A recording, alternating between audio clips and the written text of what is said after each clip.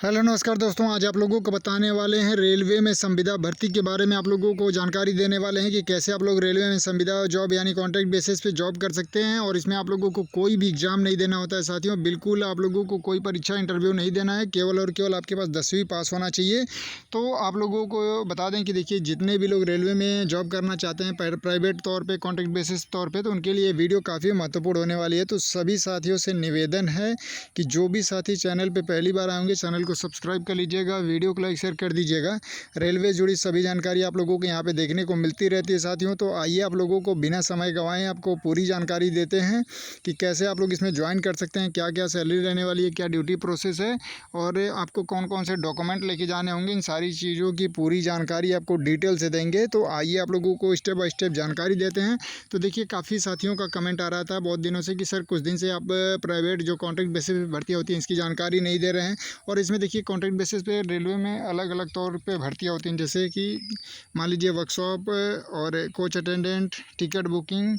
तो ticket booking वाले में जैसे कि मान के चलिए कि उसमें आप लोगों को सैलरी नहीं दी जाती है, जैसे उसमें कमीशन दिया जाता है परसेंटेज पे, जैसे 10%, 12%, 15%, इस तरीके से उसमें रूल होता है। मतलब जितना मंथली का टिकट काटेंगे उसके हिसाब से आपको परसेंटेज दिया जाएगा। जैसे 1 लाख रुपए का अगर टिकट काटते हैं तो 15% के हिसाब से आपको 15,000 दिया जाएगा। 2 लाख का काटते हैं तो 30,000 दिया जाएगा। इस तरीके से उसमें मतलब होता है। और जो मतलब वर्कशॉप है, तो वर्कशॉप में देखिए सैलरी प्रोसेस आपको मंथली दी जाती है, जैसे 17,000, 18,000, 20,000, अलग अलग वर्कशॉप का अलग अलग ये मतलब सैलरी प्रोसेस होता है। ड्यूटी आपका 8 घंटे होती है।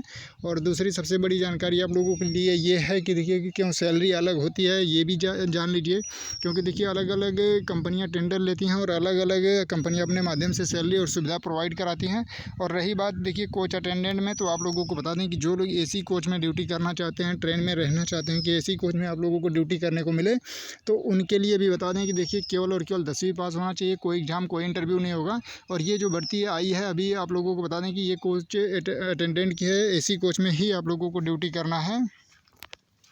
और इसके लिए आप लोगों ने थंबनेल में देखा होगा कि रेलवे संविदा बम्पर भर्ती, कोई परीक्षा नहीं, ऐसी ट्रेन में ड्यूटी होगी। और सीधी भर्ती यह है, 10वीं पास पे होने वाली है। और जल्द इसका आवेदन होगा। आवेदन का मतलब है कि आप लोगों को फॉर्म नहीं भरना है, आप लोगों को केवल वहाँ पे डॉक्यूमेंट सबमिट करना है। फिर आप लोगों को डेट दे दी जाएगी कि आप लोग इस दिन आइएगा, अपना ये डॉक्यूमेंट लेके आइएगा, ओरिजिनल लेके आइएगा। और आप लोगों को फिर अगले दिन ड्यूटी का प्रोसेस बता दिया जाएगा कि कब आना है, कितने दिन आना है, क्या सैलरी मिलेगी, कहाँ से कहाँ तक आपकी ड्यूटी रहेगी।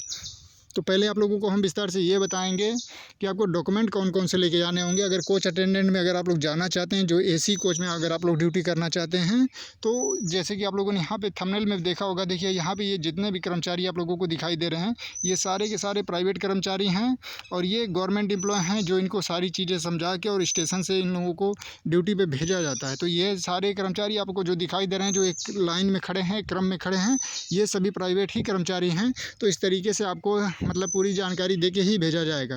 और ज्वाइनिंग के टाइम आपको कौन कौन से डॉक्यूमेंट लेके जाने हैं, वो चीज़ें आपको जानना बहुत ज़रूरी है। तो देखिए, सबसे पहले आप लोगों का जो मतलब आधार कार्ड है वो ओरिजिनल होना चाहिए। फिर 10वीं पास कम से कम आपका होना चाहिए। उसके साथ साथ आपके पास PAN card, 4 passport size photo, bank account. और सबसे महत्वपूर्ण इसमें है कि पुलिस वेरिफिकेशन होना चाहिए। पुलिस वेरिफिकेशन होना चाहिए, जिससे कि ऑनलाइन आप लोग अप्लाई करके उसको बनवा सकते हैं। तो वो ज़रूरी है, चाहे आप रेलवे में प्राइवेट तौर पे ड्यूटी करें या गवर्नमेंट तौर पे, आपको पुलिस वेरिफिकेशन देना पड़ेगा। जिससे आप लोगों को ये चीज़ें बताना पड़ेगा रेलवे को कि आपके ऊपर कोई भी मुकदमा या कोई भी केस नहीं चल रही है। तो ये जानकारी देना होगा, चाहे प्राइवेट ही क्यों ना हो। तो इस तरीके से आप लोगों को ये डॉक्यूमेंट लगेंगे। और जिनके पास पुलिस वेरिफिकेशन नहीं रहेगा, तो देखिए कई कई स्टेशन पे तो उनको तुरंत बाहर कर दिया जाता है। कई स्टेशनों पे उनको समय दे दिया जाता है कि 1 हफ्ते में बनवा के जमा कर दीजिए, 10 दिन में जमा कर दीजिए। तो ये प्रोसेस है। तो आपको डॉक्यूमेंट हम दोबारा से रिपीट कर देते हैं।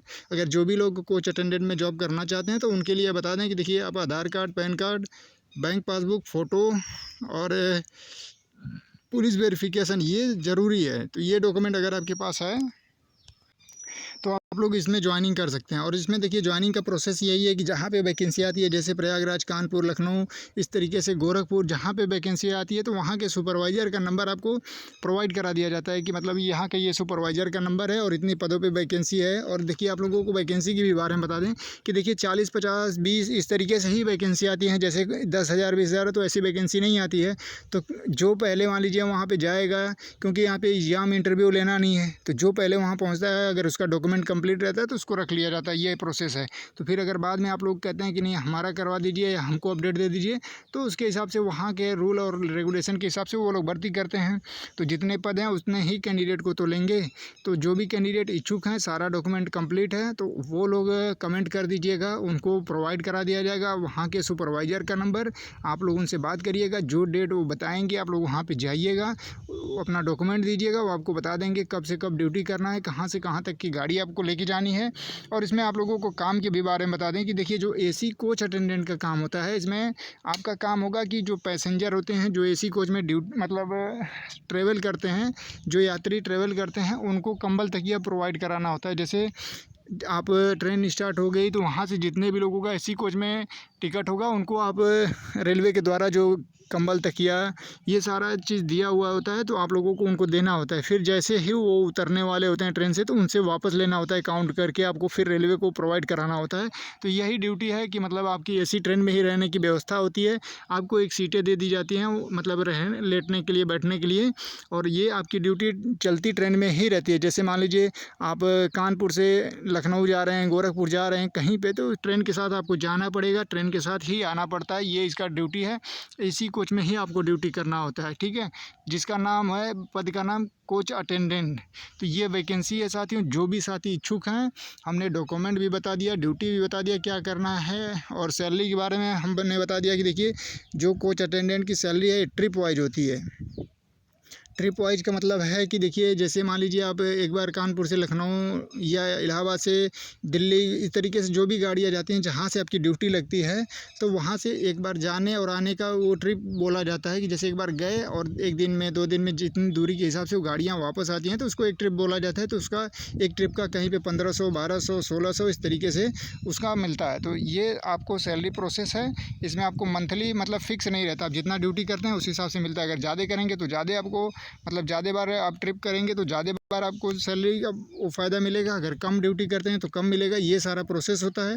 और जो भी साथी इच्छुक हैं, बिल्कुल आप लोगों को हमने डॉक्यूमेंट से रिलेटेड ड्यूटी सारा कुछ हमने प्रोसेस बता दिया है। आप लोग कौन से जोन से करना चाहते हैं, कहाँ से करना चाहते हैं, स्टेशन का नाम ज़रूर कमेंट करिएगा, ताकि आप लोगों को हम प्रॉपरली वहाँ का डिटेल दे पाएँ, वहाँ का सुपरवाइज़र का नंबर दे पाएँ। क्योंकि देखिए इस तरीके से वीडियो में नंबर देना उचित नहीं है, क्योंकि जिनको जाना रहता है वो भी लोग कॉल करते हैं, जिनको नहीं जाना रहता है वो भी बार बार फ़ोन करते हैं। जो चीज़ें वीडियो में बताई गई होती है वही चीज़ उनसे भी बार बार फ़ोन करके पूछते हैं, तो इससे वो लोग परेशान हो जाते हैं। इसलिए सुपरवाइज़र का कहना है कि आप वीडियो में डायरेक्ट नंबर ना दीजिएगा, जो इच्छुक होगा आप उसी को दीजिएगा, जो करना चाहता होगा उसी को, तो बिल्कुल उसी माध्यम से आपको नंबर प्रोवाइड कराया जाएगा। क्योंकि आप लोग सोचिए कि दिन भर में अगर 10,000 लोग वीडियो देख लिए, 5,000 लोग देख लिए, तो उसमें से दिन भर में 200-400 लोग फ़ोन करके पूछेंगे, तो कोई भी डिस्टर्ब हो जाएगा, वो अपना ड्यूटी करेगा या इनका फ़ोन अटेंड करेगा। तो जो चीज़ें बता दी गई है, अगर आप इच्छुक होंगे तो आप अपना नाम मतलब कहाँ से करना चाहते हैं, जैसे पटना से, गोरखपुर से, इलाहाबाद से, कानपुर से, लखनऊ से, तो दिल्ली से, तो इस तरीके से कमेंट कर दीजिएगा। फिर वहाँ के सुपरवाइज़र का नंबर और किस डेट को आपको जाना है, ये सारा चीज़ हम वीडियो में बता देंगे और आपको नंबर प्रोवाइड करा देंगे। तो जितने भी साथी इच्छुक हैं ज़रूर कमेंट करिएगा। और आपके साथी जो भी लोग प्राइवेट यानी कॉन्ट्रैक्ट बेसिस पे जॉब करना चाहते हैं, उनको ये वीडियो ज़्यादा से ज़्यादा शेयर करिएगा। जो भी साथी चैनल पे पहली बार आएंगे, चैनल को सब्सक्राइब कर लीजिएगा, वीडियो को लाइक शेयर कर दीजिएगा। धन्यवाद।